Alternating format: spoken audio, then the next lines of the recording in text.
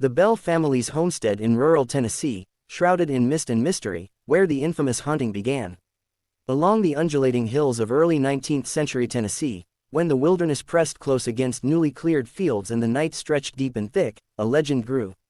The Bell family, John, his wife Lucy, and their children, had come to Adams, Tennessee, seeking prosperity and peace on a plot of fertile land bordered by the Red River.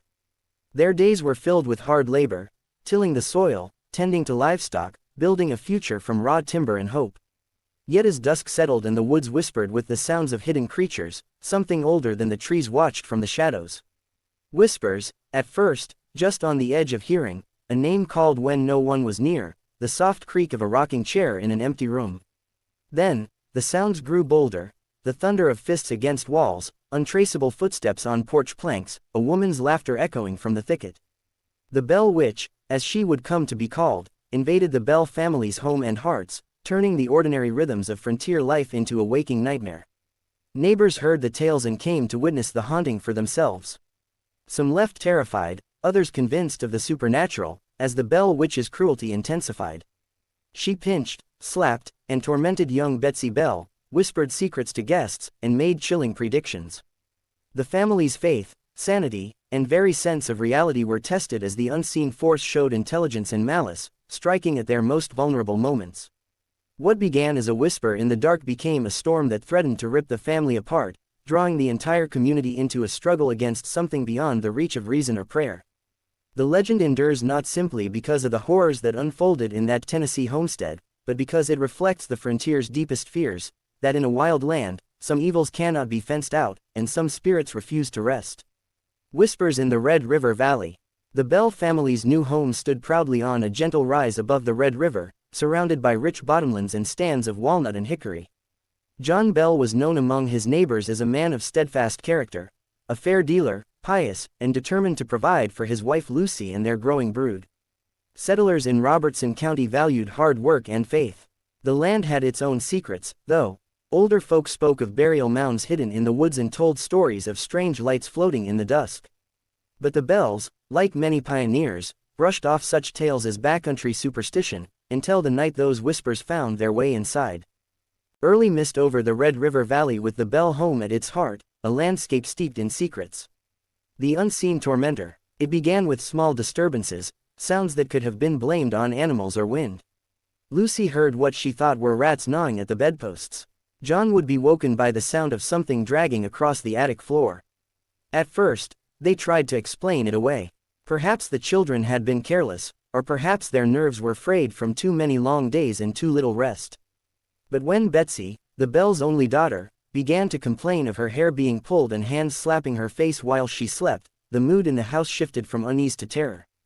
Betsy Bell recoils in terror as an invisible force torments her, one of many haunting episodes that shook the family. The invisible force seemed to delight in Betsy's suffering. At night she'd scream in fright as cold fingers pinched her arms or as a voice hissed secrets into her ear, words no child should hear. Objects moved on their own. Blankets were yanked from beds. Doors slammed in empty rooms. The Bell boys, Drury and Richard, grew pale and silent, and even the servants whispered prayers behind closed doors.